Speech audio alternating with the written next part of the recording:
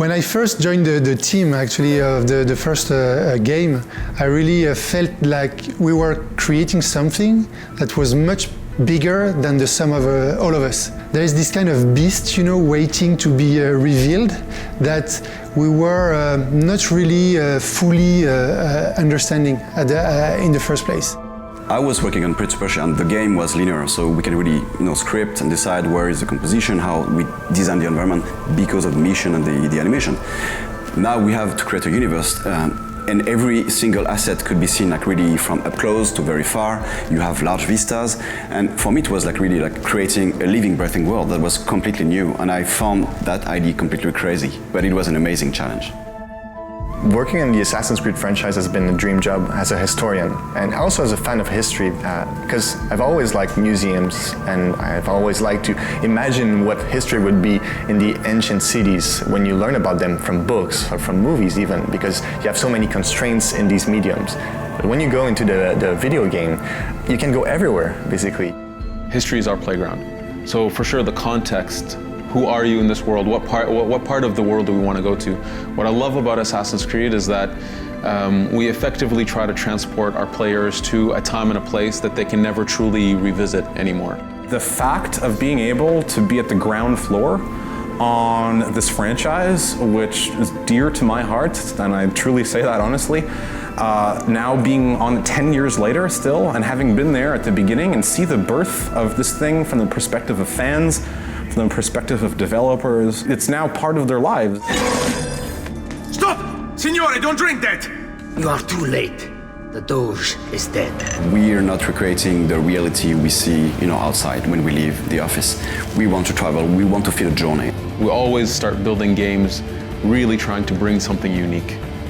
Whether it's a message, a gameplay, whatever it is, we always want to bring something fresh to that experience, but making sure we respect the brand. But the most fascinating way in which it's evolved for me is the size and scope of the universe that we've created around this series. I remember back on the first AC, you had a given story with given set of characters, and to look at it 10 years later, with all of the evolution in terms of characters, settings, transmedia, fan involvement, fan films, this evolution in the universe and how the universe has taken on the size and scope is, to me, a really amazing thing to witness. Your father was an assassin, Arno. He gave his life, fighting for the liberty of all mankind.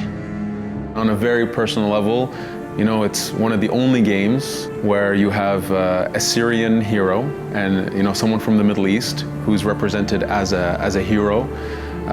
This is rare, and this was super cool, and this was the thing that caught my attention, and then after that it was Ezio and Italian Renaissance. So when we created Ezio, it was, for some people it was a risk, because we created a franchise, a brand with Altair, which was actually quite liked, by the players. When you explore different time periods, you need different men, and then Ezio was so well crafted, was so well thought in the first place, that we were able actually to tell his entire life through 3 games, 1 short movie, plus other, collateral games. So Ezio became this really iconic figure of the franchise because we were able to actually change the time period and develop it and expand it. Because he's really the one that defined the franchise, structured it. I mean, we made 3 games with him. We know him from birth. We literally gave birth to him, and then we had the luxury to live also his death, in the short movie Embers. And so this is really rare, actually, in the entertainment, to be able to follow a hero's journey, from birth to death. Silenzio, my friends! Silenzio!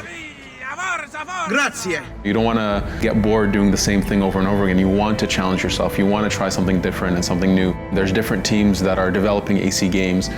So making sure we create something that's cohesive, that makes sense, that respects the lore, there's always a challenge in that. So I came into Assassin's Creed as a fan. I loved Assassin's Creed, and being able to work on it was a pleasure. From the initial standpoint, we kind of knew we were making, back then it was a pirate fantasy, a pirate experience. And so the initial questions were, what does it mean to be a pirate within Assassin's Creed? What does it mean for gameplay? There was this group with no specific egos, taking the lead. It was really this feeling of a group, of a crew, literally, to use this metaphoric element, all together, in the trenches during 2 years, developing this game that was quite different from the others, with the pirate aspect. I think the balance between history, historical playground, and fantasy is very important, and you need to find this great balance to have fun. It's not documentary making, it's also a fun game, and having fun while you're making a game will be also something that people will feel when they play the game. On the other side, well, we have different historic sets, and all of them have their different challenges too. Working with Paris, the French Revolution in Paris, is much easier in one way for the landmarks because all of them still exist today. When you move to colonial America, it's complex because most of these locations have changed a lot. There's nothing left of colonial New York today, or almost nothing. So on a research perspective, it's harder because we have to understand as a team what these places look like. We have a lot of people who are, who love the series and want to respect it and try to communicate as best as they can to make sure everybody's aligned. Working on a big game where you want control and to create that unique experience, but making sure you respect the lore, it's always a challenge, but we've been doing it for years now. For me, it's always a balance to find between tradition and renewal. And so it's really about continuing this big franchise that a lot of fans like, so that they feel at home, so that they feel not betrayed, but at the same time renewing it enough, bringing some fresh elements that tells everybody, join the family, you will have fun because this is a game of the time. Ancient writing from the Old Kingdom.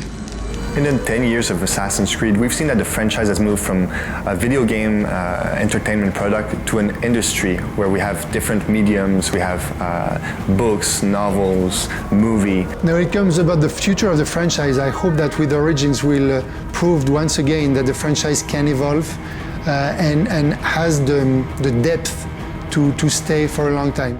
I think that's very important to find a good balance because we're making games, it has to be fun, and we need to have very strong fantasies. My hopes for players who play Assassin's Creed Origins, I sincerely hope that they see that we did due respect to Assassin's Creed, even if we've drastically changed that experience.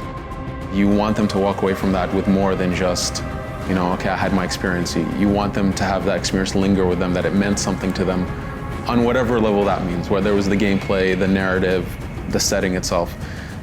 So I sincerely hope we leave people with a sense of awe after playing this game and a sense of, respect and that we did something good.